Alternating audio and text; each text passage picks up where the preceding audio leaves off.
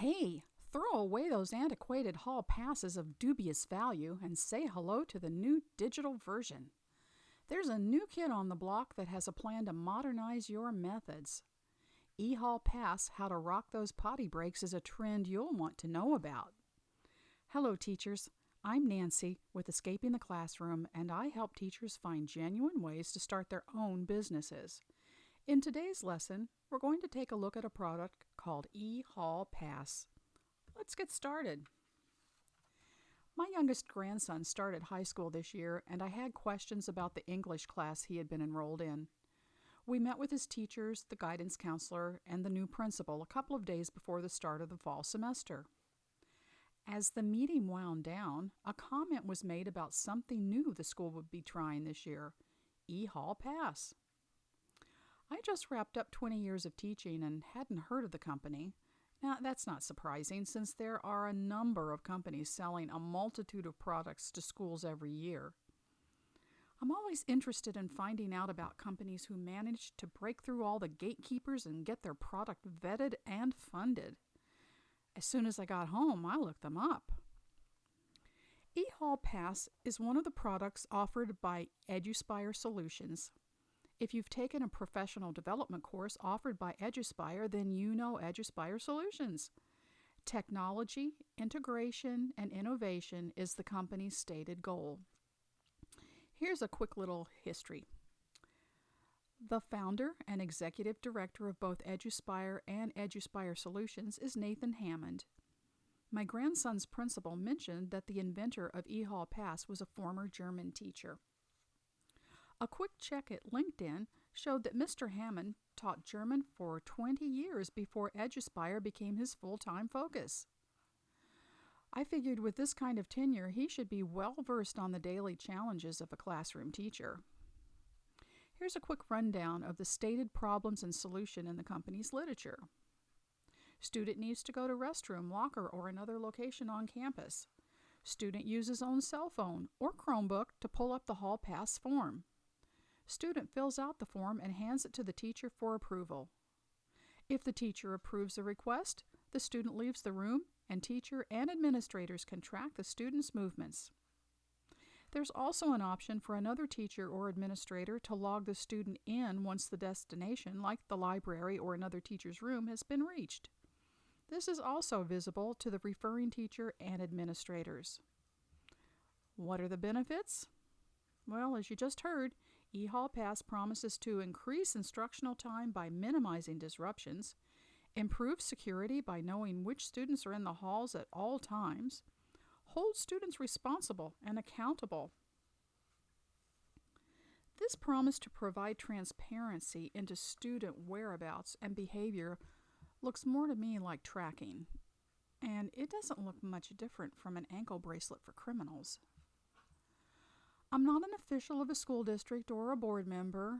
I'm sure there's plenty of support material available to individuals who are authorized to make a buy decision.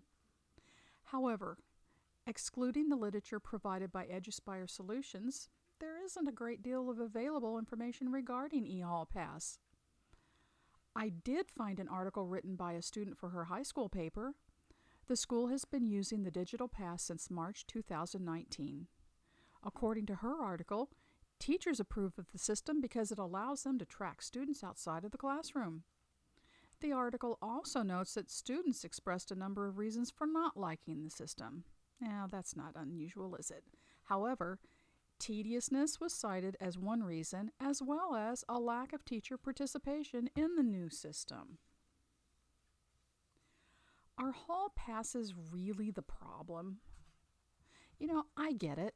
I understand that the goal is to keep kids in the classroom so they get the full benefit of the lesson.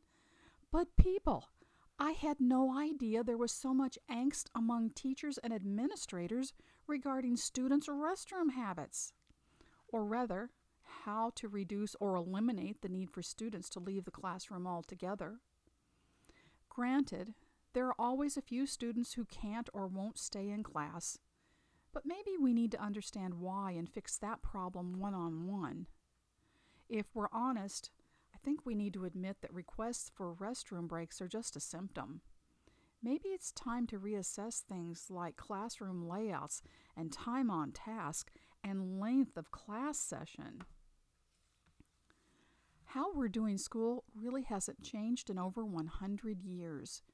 Yet here we are, looking at ways to modernize the hall pass? Is that the real issue?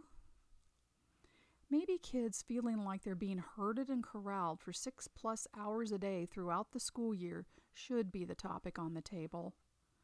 Not kids who are responding rationally to what is often a crazy-making situation. Think we need to hold our students to a higher standard? Well, take a look around the room during your next staff meeting. There is no way the adults there pay attention and respond in the way we expect students to pay attention and respond. Here's what I've observed through the years. Teachers talk to their neighbors. They grade papers. They check their cell phones. They play games on the laptops. And some just sit and stare into space and grumble under their breath. Some of us also come in late and leave early. And a few of us have such an aversion to these meetings that we conveniently forget them and head home early. Please tell me how this is different from what we observe in those students who make a daily ritual out of trips to the restroom. With everyone complaining about school budgets, is this expenditure really justifiable? What about the constant cameras and lockdown mode many of us work in every day? We're already sending a message to students that tell them how unsafe they are at school. In most cases, this is just not true. Has anyone considered that this makes schools look a lot like maximum security facilities for criminals? And how is digitally tracking students different from ankle bracelets for folks on parole? I don't think there is a difference. Let's stop and consider for a moment that this could contribute to the reasons kids are feeling undue amounts of stress at school. Do they really need to give up this piece of freedom for perceived safety? If you're a teacher and digital hall passes have convinced you it's time to look for an exit plan, take a look at Wealthy Affiliate. You can use the extensive resources you've been developing in the classroom and turn them into a lucrative online business. Honest, sincere, and needed. That's it for today's class. I'm Nancy. If you'd like to see more from Escaping the Classroom, just click the link below. If you found something useful in this video, please click the like and subscribe buttons. Thanks for watching. I'll see you in the next video.